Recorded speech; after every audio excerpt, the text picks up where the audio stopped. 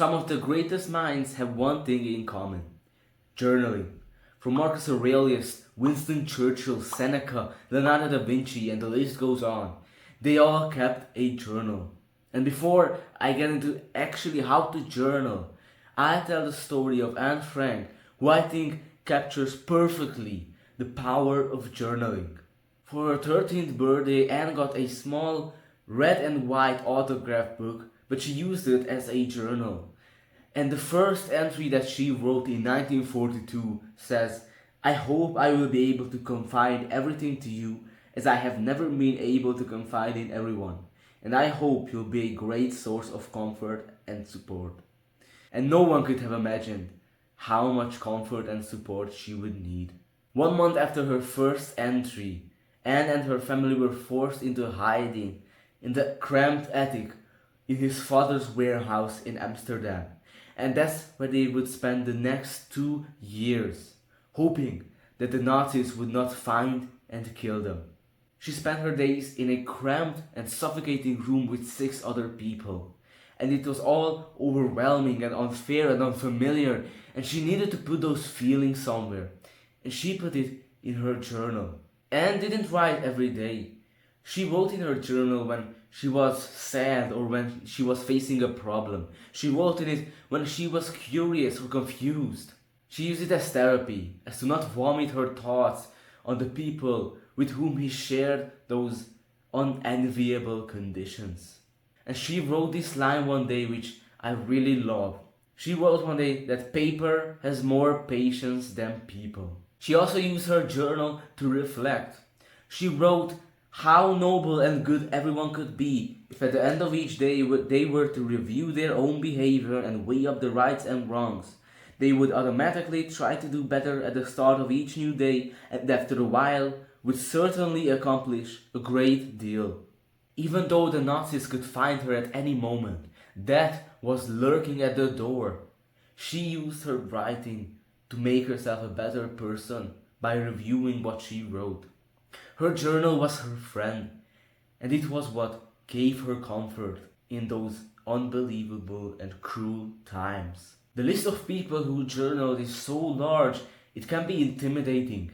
But Anne Frank was 13, 14, 15 years old. If she was able to do it, you have no excuses. Journaling is for everyone. Everyone has 5 minutes, a piece of paper and a pen. But people today think that journaling is weird or childish or it's gay. Marcus Aurelius, the Emperor of Rome, kept a journal by his side. Winston Churchill, Charles Darwin, they all kept journals. And here you are, the modern man, weak, fat, distracted, addicted to social media and overthinking. And you say that you don't need a journal. And you will see that having a journal is one of the best things that you can do. But how do you actually journal? How should you start? For how long? But who cares? How you journal is not as important as to why you journal. The intention matters. To get something off your chest. To have some quiet time with your thoughts and to clarify those thoughts. To express gratitude and to ask yourself hard questions. There is no right way or wrong way. The point is to just do it. If you want to start off somewhere, I personally do 2 types of journaling. First is gratitude journaling and deep journaling. Now let's talk about gratitude journaling first. Gratitude journaling is when you write down the things that you're grateful for. Pretty self-explanatory. You can just list off 3 things or write whole paragraph of all the blessings that you have. Like, let me show you how I do it. This is my journal right here, and for example, today I wrote, "I'm grateful that I can do this morning routine," or "I'm grateful for my water bottle." Yeah, it was early in the morning. I also wrote, "I'm grateful that I was able to see my girlfriend yesterday." So I do this in this easier way, just listing off a couple of things. But how you do it is not important. The most important thing is the intention, to express gratitude. Now, why would you do this? Well, by expressing gratitude daily in solitude, you will be more grateful overall in your life. You'll be more grateful for the simple things that you have in your life, and you'll be able to find gratitude, and you'll be able to be grateful for a lot more things in your life. I think that gratitude is an antidote to depression. Studies have shown that expressing gratitude makes you happier and more fulfilled. And it doesn't matter what you have if you're not grateful for it. By practicing gratitude, you'll be more aware of these small miracles of everyday life, like a tree or a small ant, the sun coming through your window, rain, that very nice smell and sound of rain.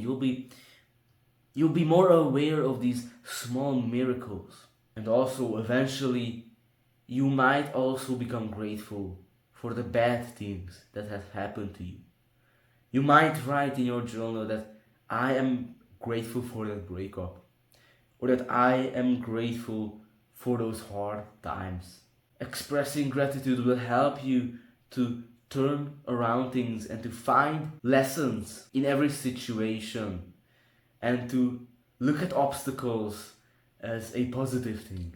Personally, I do this the first thing in the morning. I take my little notebook and I write down some of the things that I'm grateful for. Now, why I think doing it in the morning is great, because after you've been doing it for a while, your brain is going to start associating waking up with gratitude.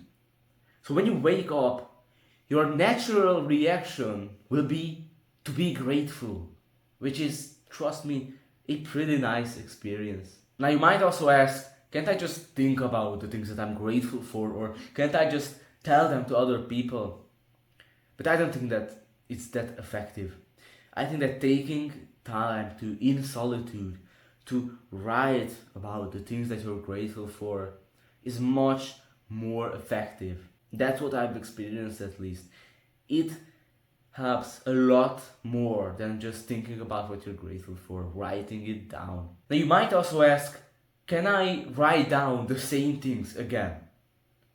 I mean, come on, you can't think of a new thing to be grateful for. I mean, that's the whole point.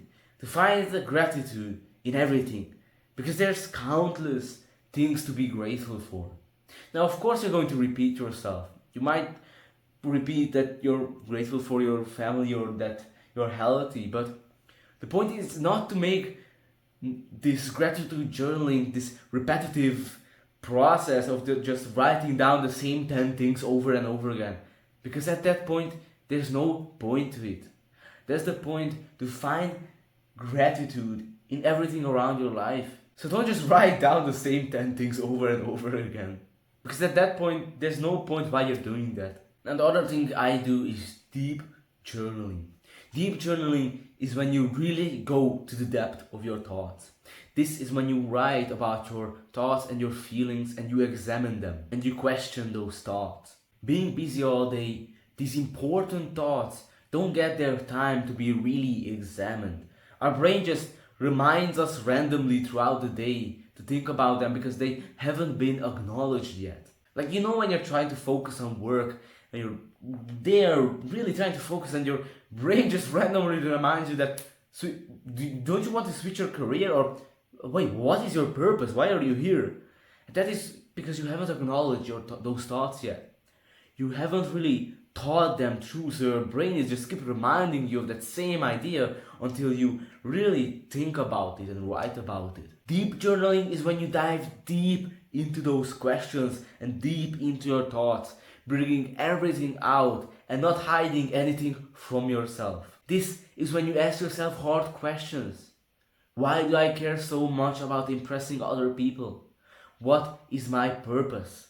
Why am I so worked up about this? Why do I care about this so much? Now, if you want to journal about a big decision, I have a very nice scheme, a list of questions that you can use and follow through to help you with your decision making. You can write this down if you want to. First, you open a notes app, or you just write it in your journal on paper, however you like it.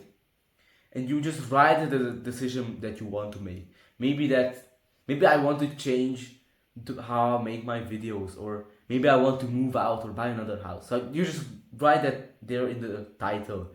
I want to buy a house or something like that. Then the next question is, Where did this thought stem from originally? Was it something someone said to you?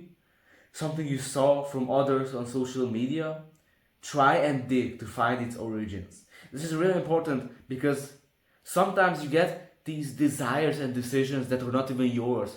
Maybe you saw an Andrew Tate podcast, or maybe you saw some muscular guy, and because of jealousy or because some external validation, you want to get nice muscles. So this is very important that you really scrutinize your thoughts and the desires, so that you make sure that it is your original deep desire and it hasn't been put there by someone else. Now the next question, what is the dream result? So what is the result of the decision that you want to make? What is the dream outcome? The next question is, think about alternative options to achieve the same results. And if you've done that, if this is a big decision, I also wrote it down, if this is a big decision of high leverage, go and get a response of a smart person. This is very nice because talking to someone else will bring you to another perspective. Because when you think about it your own self, and this is big decisions, it's hard to think about it from other points of perspective. So asking someone smarter than you or someone who has went through the same thing is very valuable. And now the final question, what would my 85-year-old self think about this? And this is just a really nice kind of technique to think about yourself as if you were 85 years old. And what would you do? Would you be grateful that you made these decisions years later when you're 85? Because maybe right now you're really worked up and high, focused on work or something, but at 85 you might look back and realize how stupid that mistake was. So this is also a very powerful question. And the next line you can just write in all caps, decision made, 2 dots, and you just write the decision. Like, did you decide to do that or not do that? And I think this is a very good framework, so I highly advise you to use it. This is the point to question your thoughts. Because when was the last time you actually sat down and thought, am I thinking is actually true? Do I really agree with my thoughts? Because sometimes when I'm journaling, I write something down and I look at it and I realize that it's not even true. I don't like what I wrote down. I don't agree with it. So when you're journaling, really dive deep into your thoughts and ask yourself, why am I thinking this? Why do I want to be rich? Why do I want a relationship? Why do I want this? Why do I want that? Where did this thought come from? Because some people never ask themselves these questions. And some people never really question their desires and why they want to do something. This is the idea. Instead of carrying our baggage in our heads, we put it down on paper and we examine them. Putting your thoughts down on paper literally makes you see them from a distance. It gives you objectivity and it slows your brain down, which is the thing missing when you're anxious or frustrated. Journaling about your problems or the things that you're going through or what you're thinking about is one of the best ways to really resolve that and find a solution for that. When you're journaling, you're putting your thoughts on the hard drive. And until you have wrote those thoughts down and journal about it, those thoughts are in the RAM, the random access memory. Basically the part of the computer that is always running and doing calculations. Now, there's another great analogy, and that is with the earphones. Like, know when you put your earphones in your pocket and they end up like this. Now, this is your thoughts and your brain without journaling. This is you just randomly thinking about things, random thoughts popping into your head. And this is what you do when you journal. You do this.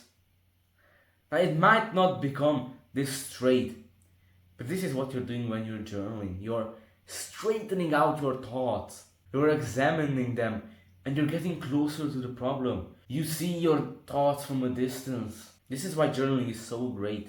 Because instead of having a bunch of jumbled up thoughts like this, you really clear it out and clarify it. Now you might have something like this, you see this.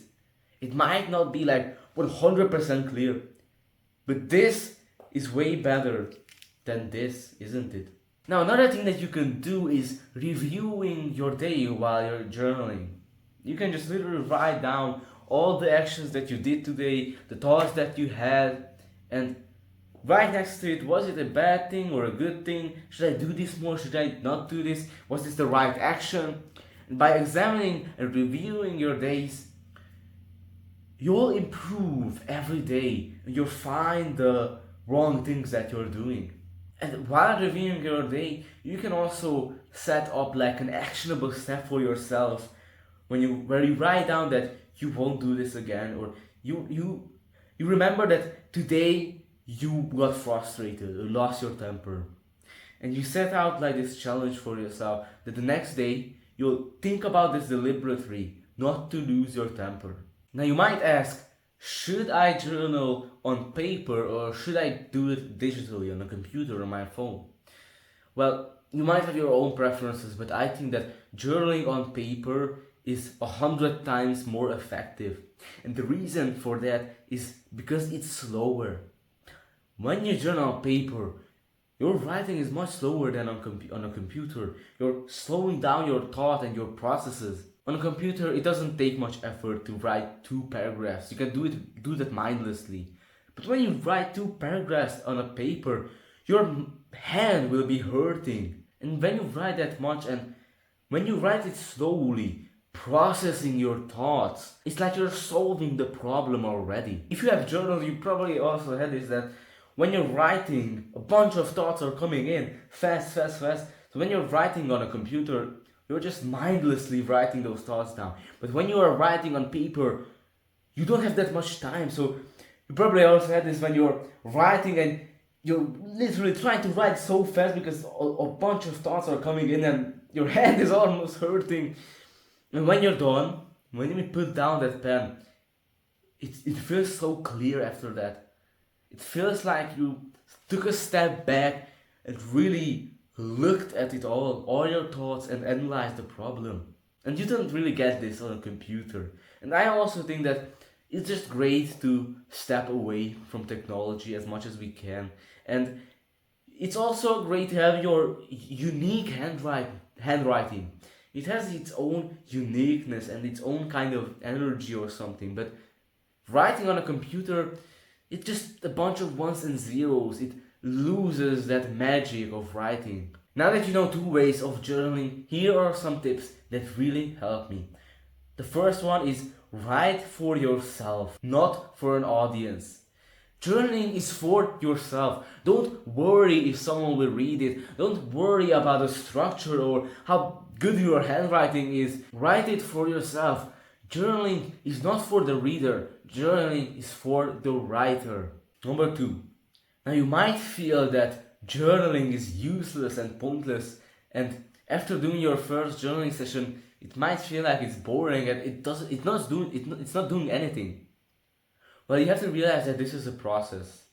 Like, when you first go to the gym, you're not angry that you're not fit and buff all of a sudden after one workout, are you? You know that to get in shape, it takes months and a lot of workouts. So why are you disappointed and upset that after one journaling session all your problems are not solved? It is a process. It takes many sessions. It's not just that you sit down once and your problems are solved. Just like how it is in the gym, this is also a process. So don't get upset if your first journaling sessions feel useless or hard to get into, because just like anything else, this is a process and you'll get into it. Number 3, make it a habit. Now this is the best way to stay consistent, and that is to make it a habit. The best way to do it is just set aside each day.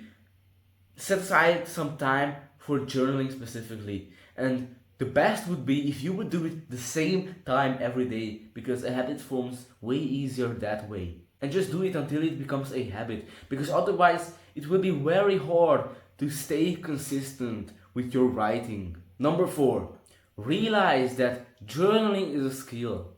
Just like in video games, how you have these skills. You can imagine journaling as a skill like that too. And when you start out, you're not at a high level. You'll be a low level journaler. So don't get upset if you just you don't know what to write about, or you don't get any thoughts, or you're confused because you're at low level. With more experience, you get more XP on that level, and your journaling skill will get much better. So don't worry about starting out, about how you're going to do it, for how long. I don't know what to write about. Just start doing it. Remember that how you do it is not as important as to why you do it. The intention matters. So I hope that this video was helpful for you. If you have any questions or you want some advice, I do free calls. So if you're interested, write an email and we'll contact each other, and you can ask me anything. You can ask me anything there. It's completely free. You don't have to pay me anything. So thank you for watching. I really hope that this video was helpful for you, and I hope that you might consider journaling, because I think that it's really amazing. I think it's one of the best things that you can do, examining your thoughts. So I hope that this was helpful. Have a great day and goodbye.